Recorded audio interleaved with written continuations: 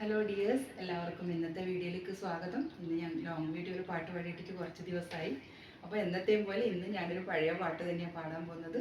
ഇന്ന് മനസാ വാച കർമ്മണ എന്നുള്ള ഫിലിമിൽ ശ്രീമതി വാണി ജയറാം പാടിയ മനോഹരമായൊരു പാട്ട് പാടുവാണ്.